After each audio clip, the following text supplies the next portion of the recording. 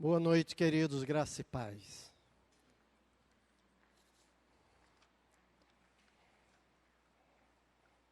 Vamos dar continuidade àquilo que iniciamos ontem, ao texto. Quantos não estiveram ontem aqui à noite? Só para eu ter uma ideia. Eita, tem um bocado de gente. Eu vou dar uma caminhada, uma revisada bem rápida, só para dizer o que vimos ontem. Colocar? Joia. Nós estamos trabalhando em cima É só eu conseguir passar aqui para argumentar. Também desligado não ia passar nunca. O amor, ele é primeiramente efeito para posteriormente ser a causa. O que é que eu estou querendo? O amor que nós precisamos, como discípulos, evidenciar diante de Deus, para com Deus e principalmente para com o outro, ele é estruturado em características interiores, que o amor também é. Falei que Deus, ele é em essência amor. Deus é amor. Mas que esse amor revelado para nós, que foi comprovado em Cristo Jesus, ele é estruturado no ser de Deus, naquilo que ele é. A minha tese é que ninguém pode amar o outro como o Senhor deseja, como marca do discípulo, se ele não tiver estrutura interna de um verdadeiro discípulo, que vai possibilitá-lo a amar. O amor, ele é marca, é evidência do caráter do discípulo. Então eu tenho, desde ontem, trabalhado, e hoje vou fazer isso, e amanhã de manhã também, nessa estrutura na qual o amor ele é montado. Usando o texto de Mateus 16, 24, quando o Senhor disse aos seus discípulos, se alguém quer vir após mim, 3 coisas. Primeira, a si mesmo se negue. Segunda, tome a sua cruz. E terceira, siga-me.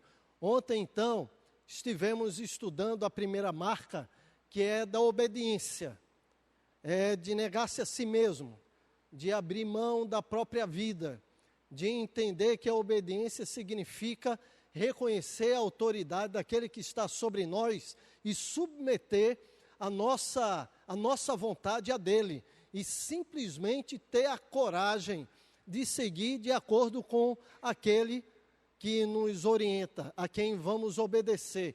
E estudamos então a vida de Sadraque, Mesaque, Abedênego e de Daniel também, e vimos que eles impactaram aquela geração por 2 motivos.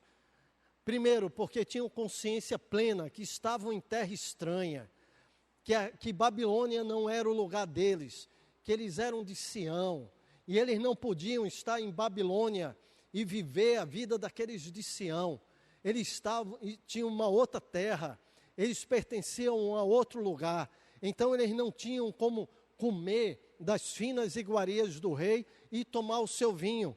Mas também essa condição os levou a se posicionar de uma forma e que fariam diferença naquela geração que estava se acostumando e se envolvendo, se deixando levar pela cultura da Babilônia. A obediência os conduziu a uma posição dentro do reino de influência, de impacto, de exemplo, como verdadeiros discípulos do Senhor.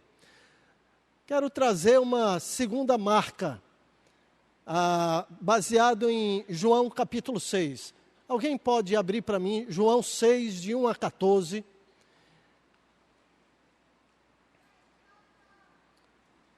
E pode ler, por favor. Dá para ler aí, eu acho que vai ficar baixo, é melhor eu ler aqui, né? João 6, capítulo 6, de 1 a 14. Eu falei que escolhi jovens. Ontem uma turma de jovens, um quarteto. Hoje eu escolhi um outro jovenzinho, descrito a sua história é relatada pelos evangelhos, e João descreve a situação e a sua presença de uma forma muito especial. João 6, de 1 a 14.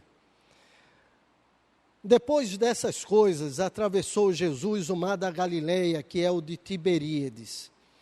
Seguia-o numerosa multidão, porque tinham visto os sinais que ele fazia na cura dos enfermos. Então subiu Jesus ao monte e, assentando-se ali com seus discípulos, ora, a Páscoa, festa dos judeus, estava próxima. Então Jesus, erguendo os olhos, vendo que grande multidão vinha ter com ele, disse a Filipe: onde compraremos pães para a comer? Mas dizia isso para o experimentar, porque ele bem sabia o que estava para fazer. Respondeu-lhe Filipe: não lhe bastariam 200 denários de pão, para cada um receber o seu pedaço? Um dos seus discípulos, chamado André, irmão de Simão Pedro, informou a Jesus: está aqui um rapaz que tem 5 pães de cevada e 2 peixinhos. Mas o que é isso para tanta gente? Disse Jesus: fazei o povo assentar-se. Pois havia naquele lugar muita relva. Assentaram-se, pois, os homens, em número de quase 5.000.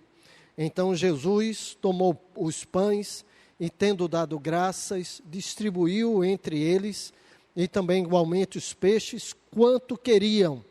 E quando já estavam fartos, disse Jesus aos seus discípulos: recolhei as marcas do discípulo, do verdadeiro discípulo.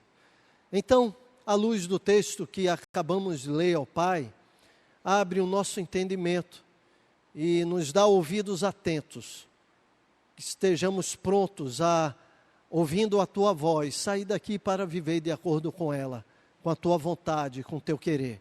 É a nossa petição, confiados no nome do nosso Senhor e Salvador Jesus Cristo. Amém. Destaquei aqui o versículo 6, quando André chega junto de Jesus e diz: está aqui um rapaz que tem 5 pães de cevada e 2 peixinhos. Essa história é muito conhecida, né? Eu creio que todo mundo já ouviu a mensagem a respeito da multiplicação dos pães às dezenas. É fato que até as pessoas aí fora conhecem muito bem essa história, que fala sobre 5.000 homens, que nem mulheres nem crianças contavam. Então imagino que mais de 10.000 pessoas estavam ali para ouvir a Jesus.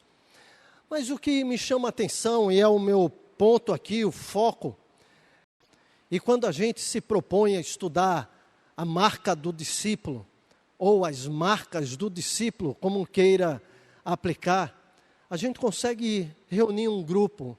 E eu não tenho pista justa diante de Deus.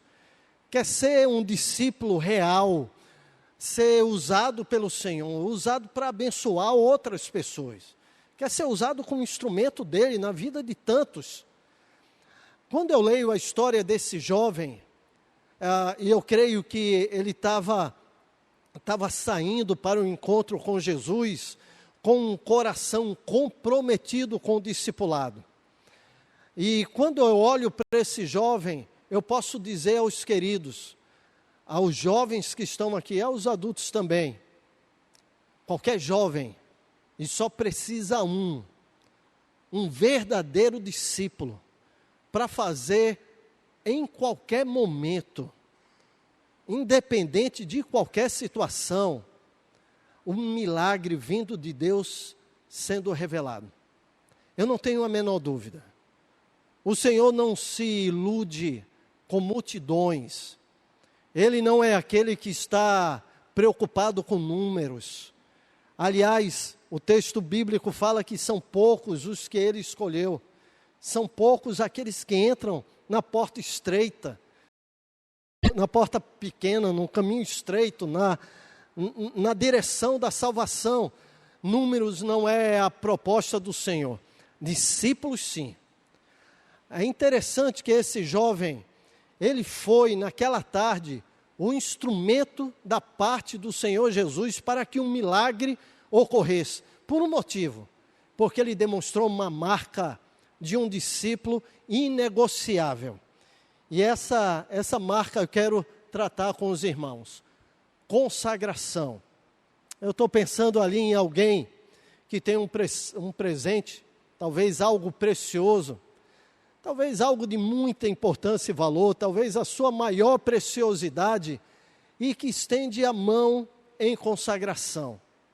E muitas vezes, ser discípulo do Senhor significa, deixa eu retirar a palavra muitas vezes, inevitavelmente, ser discípulo do Senhor significa ter que abrir mão de coisas que lhe são preciosas.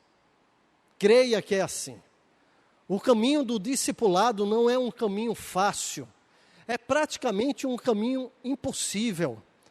O caminho do discipulado genuíno e verdadeiro depende da estrutura do seu relacionamento com Deus. Hoje à tarde eu estava aqui falando sobre unidade e tratei também puxei um tema que foi tema de um outro grupo, sobre perdão. E eu estava falando que são características conquistadas pelo Senhor e que Ele mesmo apresentou na sua caminhada, no seu ministério. E Ele, na oração da oração sacerdotal, pede que sejamos um, assim como Ele e o Pai são. E o perdão que Ele propõe que vivamos no nosso direcionamento, é o perdão que Ele nos aplicou. Isso tudo é divino, é impossível esse tipo de vida sem um compromisso de discipulado. Compromisso de discipulado passa por uma obediência, como Daniel e seus amigos, mas passa também por uma consagração. Esse texto nos revela a vida de um jovem discípulo totalmente consagrado. Agora, algo me chama a atenção quando eu falo sobre a atitude do discipulado. Primeiro, que ele se diferencia da multidão. Jesus estava pregando, a sua fama já percorria toda aquela região. O versículo 2 fala que uma multidão saiu para estar com Jesus. E o que o texto fala? Que aquela multidão foi ao encontro de Jesus por um motivo. Está todo mundo acordado? Tem gente que está aqui desde 4 horas, aí está começando a encostar a mão assim. Eu vou dar uma sugestão. Não faça isso. Porque daqui a 1 minuto, os seus olhos vão começar a pesar. E aí esse templo vai começar a escurecer. E o seu vizinho vai lhe catucar dizendo, para de roncar, meu filho. Então, preste atenção aqui. A multidão, quando sai para encontrar com Jesus, tinha um motivo. Quem achou aí no versículo 2? Vocês vão ter que participar comigo. Ninguém achou? João capítulo 6, versículo 2. A multidão havia saído por um motivo.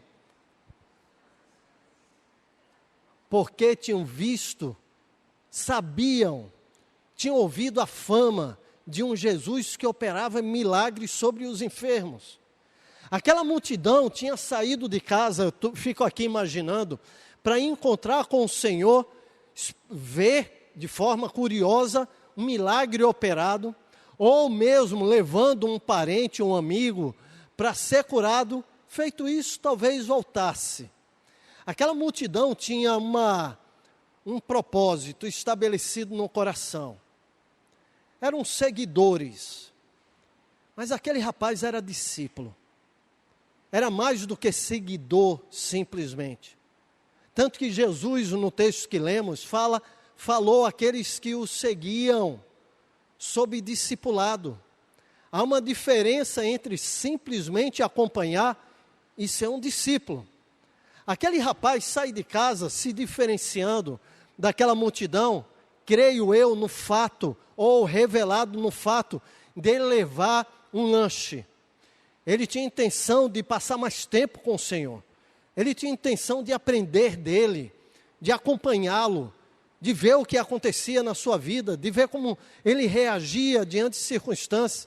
Ele estava levando um pequeno lanche. Eu até acho que ele era mesmo adolescente.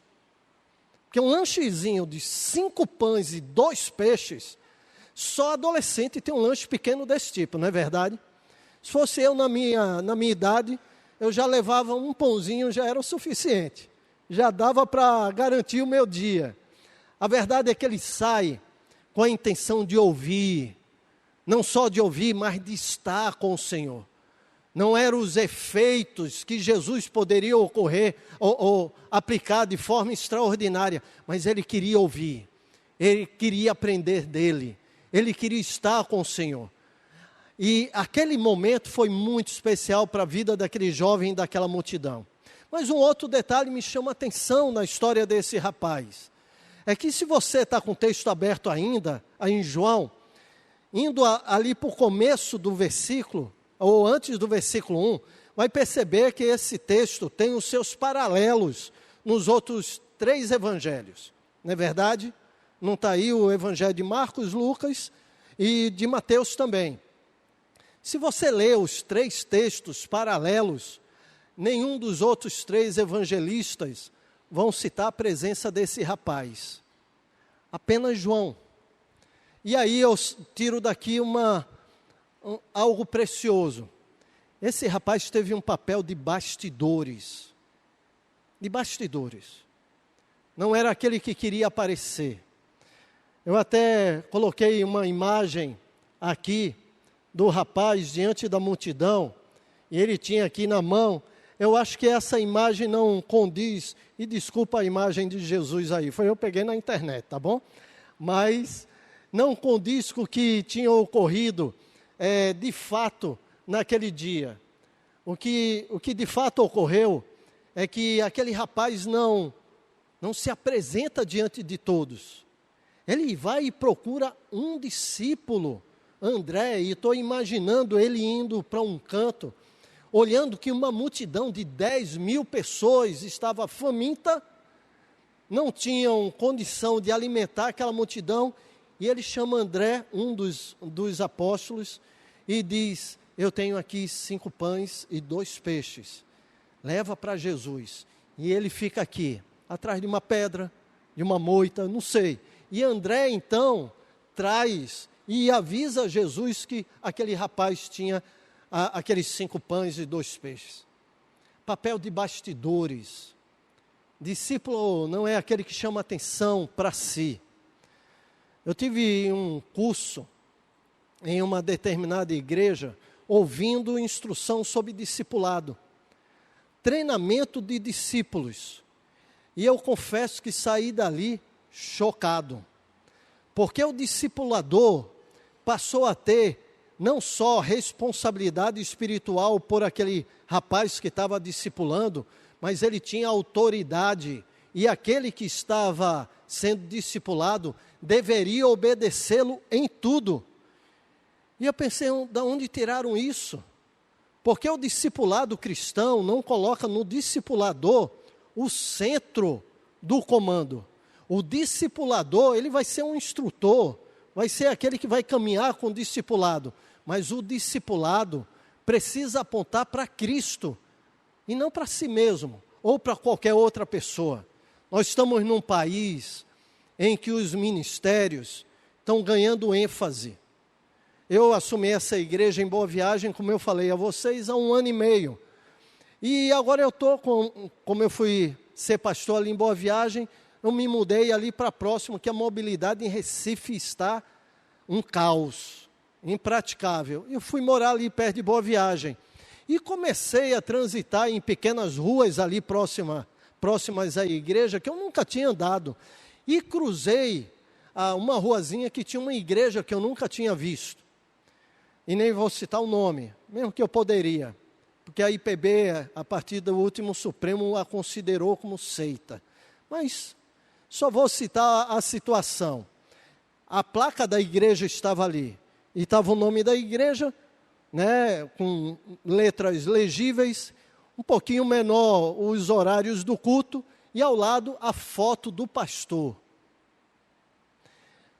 E embaixo, ministério do pastor fulano de tal. Eu olhando para a placa, meus olhos poderiam até escorregar para o nome da igreja, mas a ênfase era a foto e o nome do pastor. Esse tipo de coisa que tem ocorrido em nosso país, por exemplo. E ocorre em outros, como os Estados Unidos, e tantos outros aí afora. Como é fácil a pessoa está em destaque, não o discípulo. Se nós servimos a igreja, como cantamos, que ele cresça e eu diminua. Não foi isso que cantamos? O nosso cântico tema, acho que é no tema, né? Que tem essa frase, é no tema, no cântico tema. Ou seja, aquele rapaz teve um papel de bastidores, o que não o impediu de ser instrumento de Deus para que um milagre ocorresse naquela tarde. Queridos, se o nosso desejo é ser discípulo, se o nosso desejo é ser usado pelo Senhor, consagração é o que precisamos como marca na nossa vida, é abrir mão daquilo que nos é de mais precioso. Deixa eu olhar algumas lições que eu posso pegar desse discípulo jovem, ou desse jovem discípulo. Primeira coisa que me chama a atenção, passa ali pelo versículo 9. O versículo 9 diz que aquele rapaz tinha 5 pães de cevada. Diz o seguinte, o versículo 9. Está aí um rapaz que tem 5 pães de cevada e 2 peixinhos. Aquele rapaz traz de casa esse lanche e vai oferecê-lo ao Senhor. Estou aqui eu pensando de novo. Eu sempre que leio um texto bíblico, eu tenho a tendência de, na reflexão, imaginar a cena e de pensar em todas as possibilidades.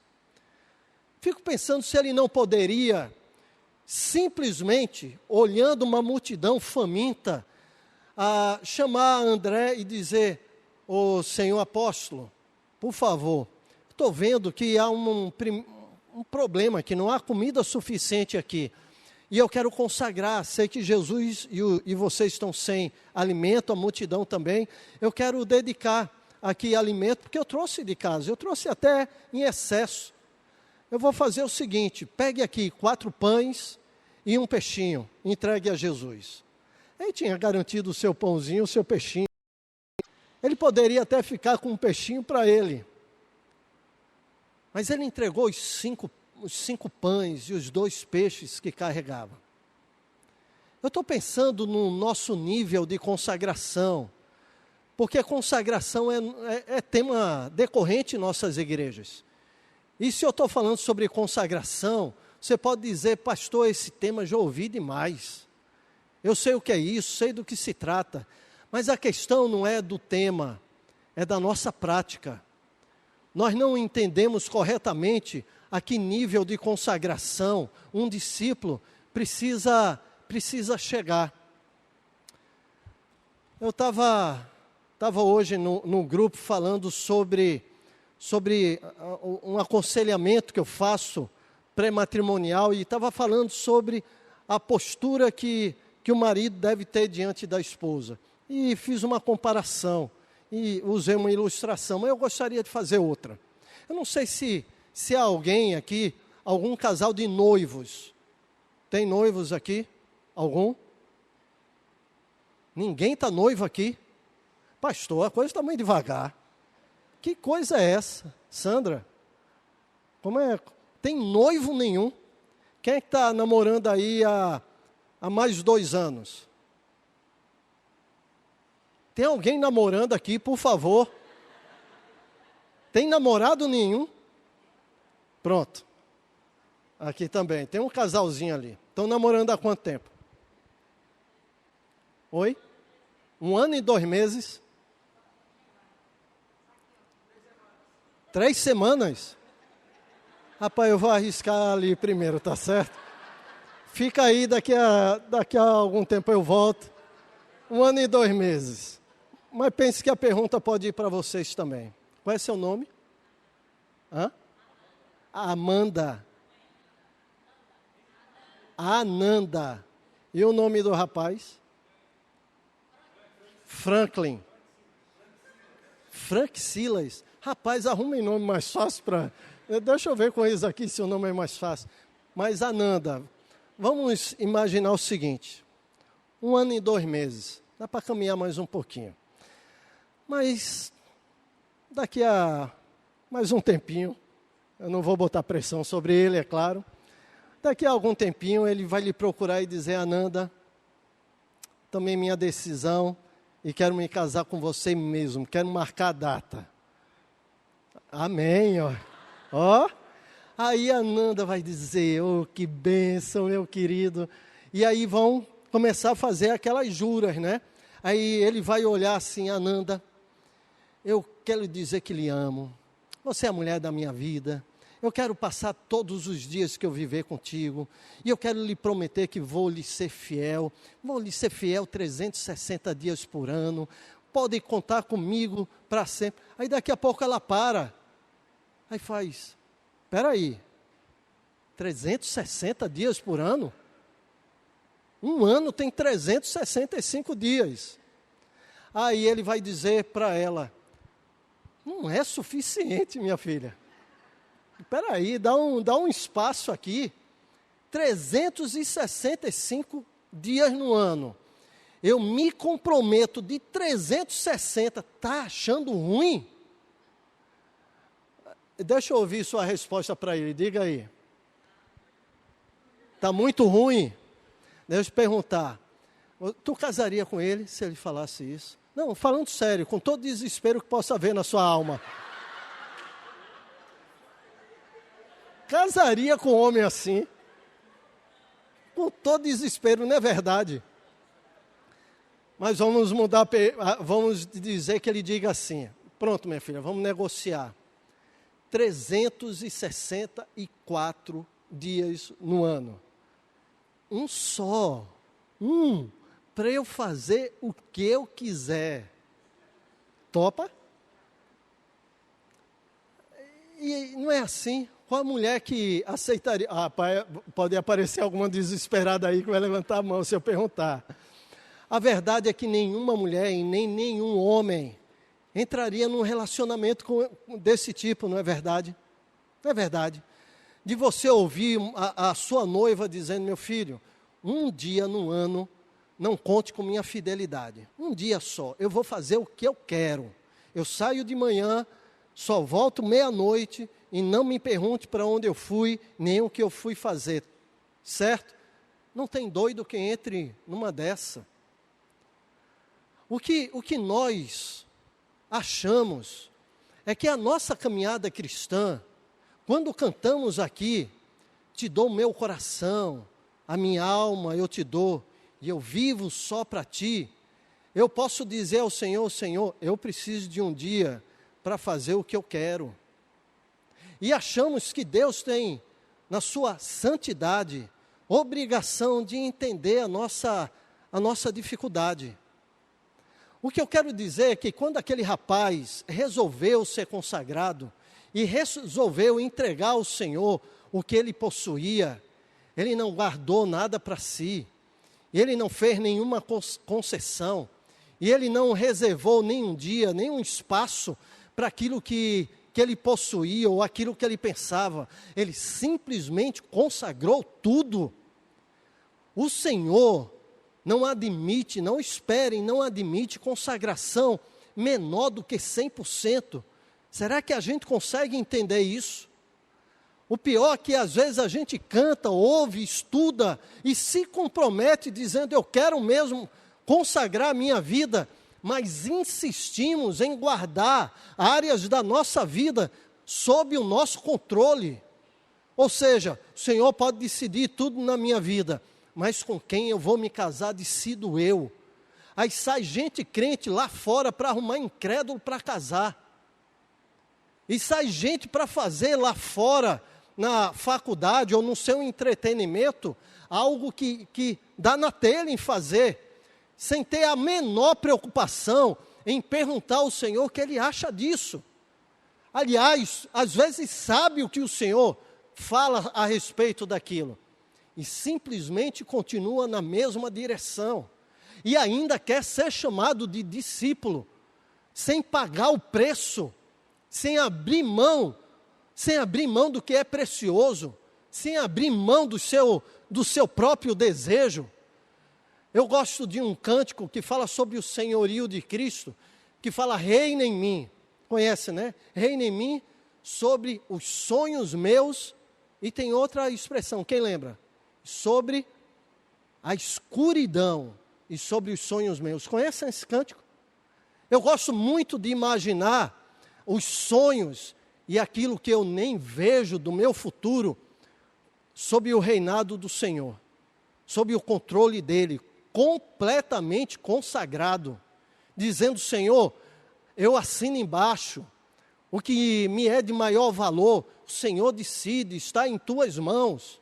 Aquele rapaz vai até aquele lugar como discípulo, e ele traz algo corriqueiro, que se tornou naquela situação uma das coisas mais preciosas: 5 pães e 2 peixes, porque era uma multidão de 10.000 pessoas famintas, e não tinha supermercado 24 horas, e nem tinha padaria perto para fazer pão para uma multidão de 10.000 pessoas. Aliás, não tinha nem dinheiro para comprar. A verdade é que o que era mais precioso foi completamente consagrado por aquele rapaz. Não podemos ter a nossa vida como jovens, como crentes, se queremos o verdadeiro discipulado controlando qualquer área da nossa vida. Qualquer área. Financeira, profissional, sentimental, familiar. Tudo deve estar simplesmente submetido ao Senhor, colocado no seu altar. E isso se chama consagração. Qualquer coisa guardada, protegida sobre o nosso controle, impede de que nós sejamos realmente o discípulo que Ele deseja. Eu estou pensando na minha casa. Minha esposa tem o maior cuidado, né, em arrumar e deixar o mais habitável possível. Mas a gente tem como nós não temos uma pessoa que trabalha com a gente, tem um quarto lá atrás que normalmente tem aqueles quartos de empregada, ou em casa, aquela garagem, e lá é o lugar das tralhas, não é verdade? A gente leva para lá, lá em casa eu montei um bocado de prateleira, e é o lugar de a gente simplesmente colocar lá. Não tem isso na sua casa? Tem. Se não tem, tem uma caixa, que você enche com a bagunça, fecha e joga embaixo da... Sempre tem. A verdade é que esse lugar precisa ter o acesso do Senhor. Precisa. Para que a gente possa dizer, sou consagrado. Porque quando vão visitas lá em casa, a gente até mostra, né, a casa, olha, aqui é o quarto, tal. A cozinha a gente já entra, mas da cozinha para trás, a área de serviço e quarto lá dos fundos, a gente não mostra para o visitante. Não é acessível a ele. O que eu estou querendo dizer é que consagração significa que o Senhor vai ter acesso voluntário, porque Ele conhece tudo está patente diante dos olhos dEle. Ele conhece o quarto que você pensa que está trancado, Ele conhece, Ele tem acesso, Ele tem a chave. Mas se você quer ser discípulo totalmente consagrado, é escancarar a porta, Senhor, mostra aqui nesse quarto o que precisa ir para o lixo. Porque lá no quarto, lá em casa, de vez em quando eu paro e falo, hoje eu passo uma vista nele. E vai um bocado de coisa para o lixo, que está lá e a gente faz a limpeza. 5 pães, 2 peixes, Ele consagrou tudo. Não tem o que você possa controlar, se você quer ser realmente discípulo. Uma segunda coisa que me chama a atenção nessa experiência do rapaz com o Senhor Jesus, está ali no versículo 7. O versículo 7 diz o seguinte: respondeu Filipe, respondeu a Jesus: Jesus, não lhe bastariam 200 denários de pão para receber cada um o seu pedaço. É como se Filipe dissesse a Jesus: Jesus, para alimentar 10.000 pessoas, nem 200 denários daria para comprar pão para cada um pegar um pequeno pedaço. E Senhor, deixa eu lhe dar uma informação. Não temos 200 denários.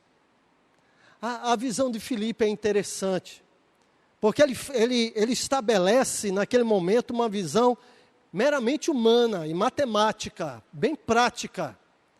Aquele rapaz tinha em mente uma consciência, parece diferente da de Filipe. Ele sabia que nas mãos do Senhor, a matemática é diferente. a nossa vida completamente consagrada nas mãos do Senhor, tem outra perspectiva. Quando eu olho para Filipe faz essa afirmação, eu penso que Filipe tinha aqui em vista a possibilidade, o potencial humano. 200 reais. 200 denários equivale a X de pão. Eita, não vai dar. Mas aquele rapaz agiu em consagração por outro prisma. 5 pães, 2 peixinhos. Aí ele pensou, nas mãos do Senhor, o suficiente. Esse pastor, essa igreja, vai crescer na dimensão, na proporção da capacidade do pastor. Mas quando esse pastor reconhece a sua finitude e limitação, e ele simplesmente consagra o ministério completamente ao Senhor, sabendo que pertence a Ele, a possibilidade do ministério colocado nas mãos do Senhor está no potencial divino e não no potencial do pastor. Entende o que eu estou dizendo? Se nós dirigirmos a nossa vida de acordo com o nosso querer, quando nós entendemos e queremos ter o controle da nossa vida, ela vai desenvolver até o ponto do nosso potencial, da nossa possibilidade. Mas quando eu pego meus 5 pães e 2 peixes e coloco nas mãos do Senhor, o que eu coloco nas mãos do Senhor para Ele conduzir, aquilo que eu vivo vai ter a dimensão e a possibilidade do poder e das possibilidades divinas. A consagração é um grande investimento do discípulo, um grande investimento. Quando nós entendemos que o Senhor nos fez assim como somos, e colocou em nossas mãos o que temos, e que isso que somos e temos é suficiente para um milagre acontecer, o nosso caminho será de discípulo. Deixa eu contar uma história quase infantil, que eu li naquele texto, Mananciais do Deserto. Conhecem aquele livro? É um devocionário, um dos mais antigos que existem. E a autora, cada dia tem uma devocional, uma história, um texto, uma aplicação. Eu me lembro de uma história no dia 6 de janeiro, daquele livro. É a história de um rei. Aquele rei, muito rico, ele tinha investido muito num jardim, para construir um jardim atrás do seu palácio. Mas ele não tinha tempo para visitar o seu jardim.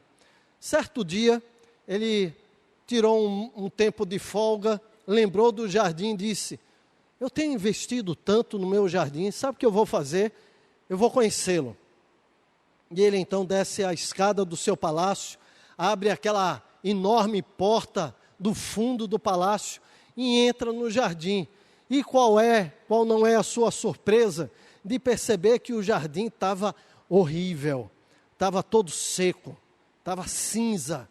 E ele se surpreendeu, porque pensou, eu já gastei tanto dinheiro nesse jardim, e não é possível que ele esteja nessas condições. E saiu andando, chegou perto da roseira, e é uma história fictícia, né, uma história ilustrativa, e perguntou à roseira, Roseira, o que é que está vendo? Por que você está assim tão murcha? Aí a roseira daqui murcha, disse, meu rei, meu senhor, eu quero ficar assim, murcha. Eu vou dizer ao Senhor por quê. Eu sei que tem muita gente que gosta de mim. No dia dos namorados, não tem flor mais procurada do que a rosa. Mas eu tenho espinhos. Eu não queria ter espinhos. Tem gente que se aproxima quando mexe comigo, se machuca e sangra. Eu não queria ser assim. O que eu queria mesmo era ser uma flor delicada, como lírio, que qualquer pessoa pode colher sem qualquer risco. E ele olha para o lírio, e o lírio estava ali murcho. E ele vai até o lírio e pergunta, lírio, o que é que está ocorrendo com você? Ele diz, meu rei, meu senhor, eu sei que muita gente gosta de mim, que eu sou uma flor delicada, como falou a roseira, mas eu não queria ser lírio. O que eu queria ser mesmo era uma uma árvore grande, que chamasse atenção, que de longe as pessoas me vissem, que do horizonte eu pudesse ser contemplada, como é o pinheiro. E ele olha para o pinheiro estava ali murcho, com a ponta quase encostada no chão. Ele vai lá e pergunta ao pinheiro, o que é que está vendo? Ah, meu rei, meu senhor, de fato eu sou uma árvore muito bonita, desejada por tantos. Mas o que eu queria mesmo era poder produzir fruto, como a videira. E o rei olha para a videira e a videira estava ali, com os galhos encostando no chão, murcha também, morrendo. E era assim por todo o jardim. Cada flor, cada árvore tinha sua desculpa para não ser o que era, para não produzir o que poderia produzir, por insatisfação, por falta de entendimento. E o rei sai triste, voltando para o seu palácio. E diz a história que quando ele entra, voltando e pega aquela rua pavimentada para a porta do seu palácio, lhe chama a atenção uma cena. No canto do muro, uma florzinha chamada Amor Perfeito. Não sei se aqui em Roraima chama assim. É quase um pé de mato. Sabe qual é uma florzinha que nasce no canto dos muros? Ela é pequenininha assim, tem umas pétalas ao redor dela. E tem de várias cores. E ele vai passando e olha, um amor perfeito. Estava ali, ereto, né, a florzinha toda brilhosa, com as suas pétalas assim, tudo aberta, toda brilhante. Aí o rei olha e fala, o que é que está vendo? Se aproxima do amor perfeito e fala, amor perfeito? O que é que está vendo aqui? E a história lá do Mananciais do Deserto diz que o amor perfeito diz, pois não, meu rei, o que eu posso servi-lo? Eu estou vendo todo o jardim murchando, morrendo, cada um insatisfeito, querendo desaparecer do jardim. Você está aí, tão bonita, esbelta, aí no seu lugar, brilhante. Por que está assim, no meio de tanta morte, tanta feiura? Ela disse, meu rei, meu senhor, eu sei que tu és um rei poderoso, um rei que tem toda a condição, que pode plantar e arrancar o que quiser e aonde quiser.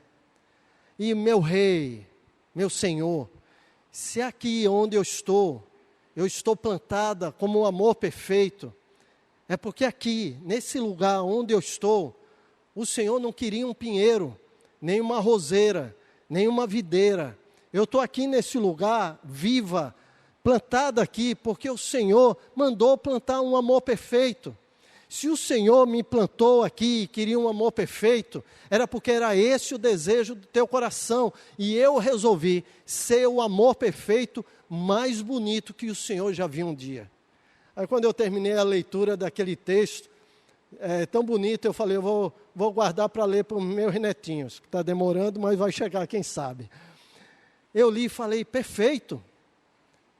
Às vezes nós, na nossa caminhada de consagração, de discípulos, questionamos a Deus, questionamos porque eu sou como sou, porque meu cabelo é assim, porque meu nariz é desse tamanho tão grande, porque minha voz é tão feia como essa, porque eu não prego como o pastor Alfredo, porque eu não sei tocar como aqueles irmãos, já tentei muito, mas não consegui. Porque a gente sai questionando e sem perceber que na nossa limitação, o Senhor tem desejo de usar, e creia, Ele usa o que temos e o que somos.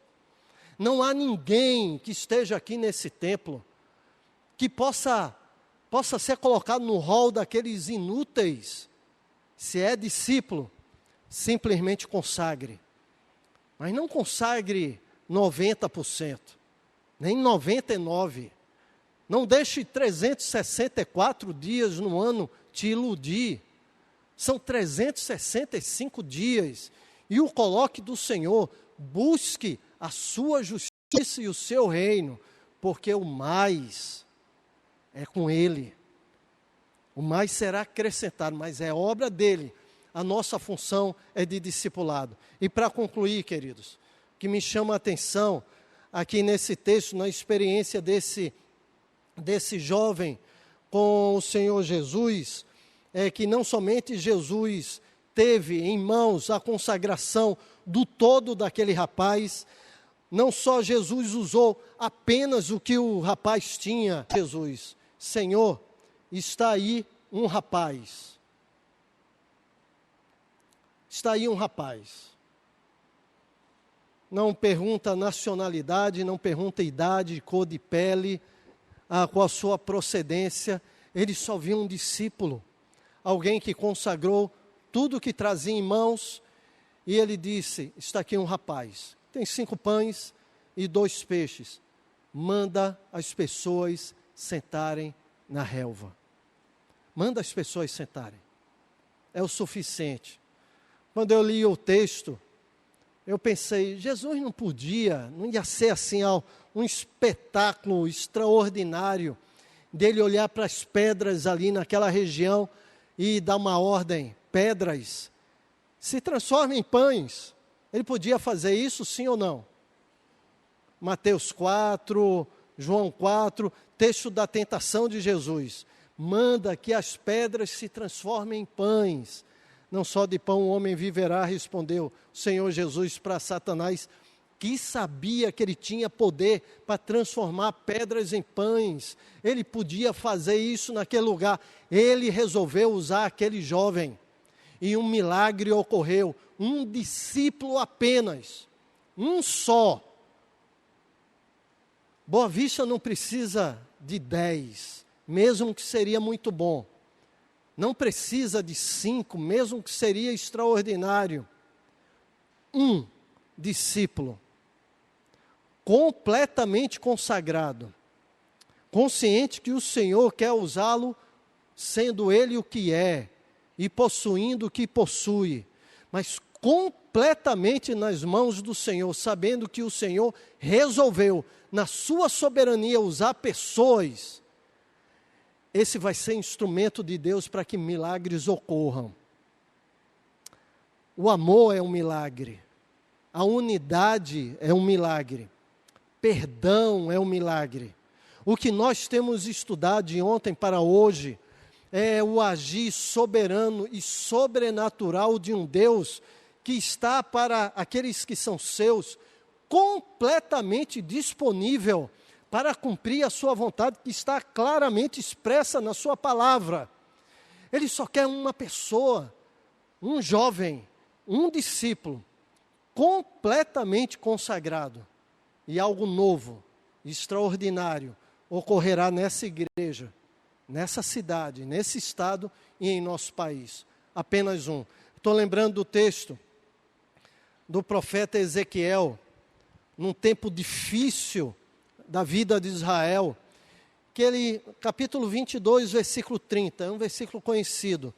Deus falando para o profeta o seguinte: busquei dentre eles um homem, que estivesse tapando o muro, e estivesse na brecha perante mim, por essa terra, para que eu não a destruísse, mas a ninguém achei. Quando eu olho a vida desse jovem, e queridos, de todo o coração, olho daqui de cima, tantos jovens aqui nesse templo, e o potencial existente aqui, por conta de Deus, em nossas limitações e finitudes, eu fico imaginando um jovem completamente consagrado, saindo por aquela porta nessa noite para dizer: a minha vida vai pertencer inteiramente ao Senhor. Essa área que eu tenho controle, vou abrir mão. Aquela área que eu tenho tido dificuldade, me envolvido, e sei que é pecado, vou pular fora dela. Vou desligar. Eu vou sair daquele lugar. Vou deixar aquela prática. E você sabe do que eu estou falando. Você e Deus. Nem sua mãe, nem seu pai, nem seu namorado, nem sua namorada. Mas você sabe, e Deus também. Completamente consagrado. Saindo daqui, algo novo está para acontecer. O Senhor nos chama para ser seus discípulos. E aquele que não pagar o preço, que não negar a si mesmo, que não tomar a sua cruz, disse o Senhor Jesus, não pode ser o meu discípulo. Mas aquele que faz isso, pode vir após mim. A minha oração, queridos, é que tenhamos daqui saindo pelas portas, discípulos genuínos do Senhor, para que algo extraordinário possa ocorrer aonde quer que formos, para a glória do Senhor. Vamos orar?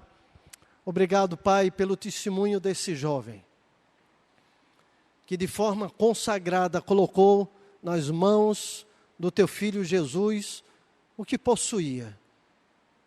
Olha para nós aqui, Senhor. Tu sabes o coração de cada um.